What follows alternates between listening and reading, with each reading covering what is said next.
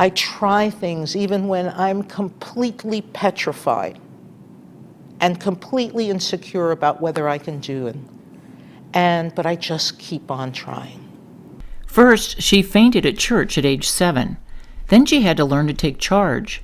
Small and brave, Sonia Sotomayor started giving herself daily shots. She has not stopped. Tell us how illness made you stronger. I have juvenile diabetes, and I was diagnosed at 7.5 years old. I suspect, and I think I know, that any child who has a chronic disease of any kind learns two things from that disease.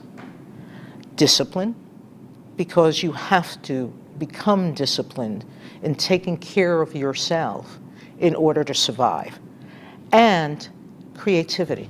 Raised in a Puerto Rican family in the Bronx with the help of a devoted grandmother, she taught herself how to sterilize needles for her own insulin injections to keep from relying on feuding parents with marital problems.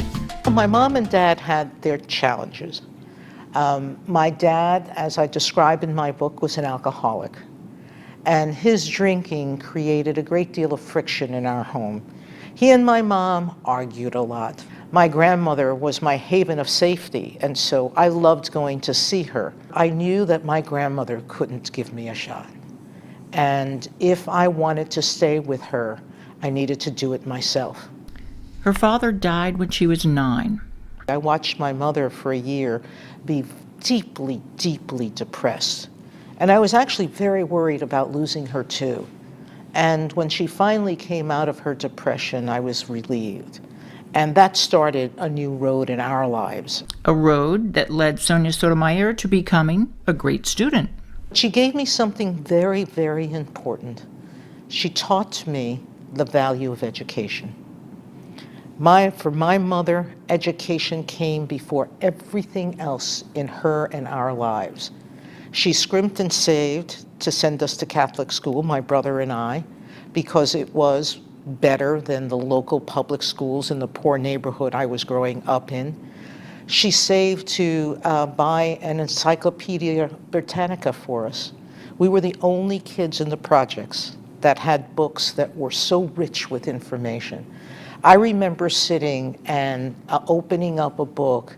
Almost every week I would take a book and explore it. How did you learn to study? I asked. That's actually the most important ingredient for success.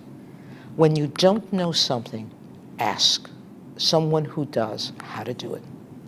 She asked one of the smartest students in her 5th grade class. And she told me what she did, that she read whatever our assignment was, and then she took a pen or a pencil and underlined the important parts of it. Have you always been curious? Yes. You have to be interested in what you don't know. I think that the most interesting people are those that are curious about the world around them. You say there is one most important question. What is it? Why? Every time I have a legal question, I ask, what's my purpose? The why am I doing this?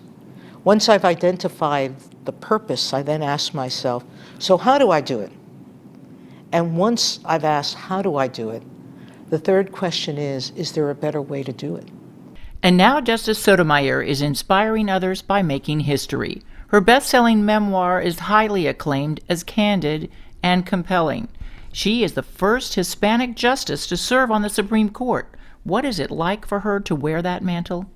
I don't wear it. You represent the law as a justice. Your obligation is to interpret it according to the precedents that we've established regarding the issues that come before us. That doesn't permit you to wear a mantle for others.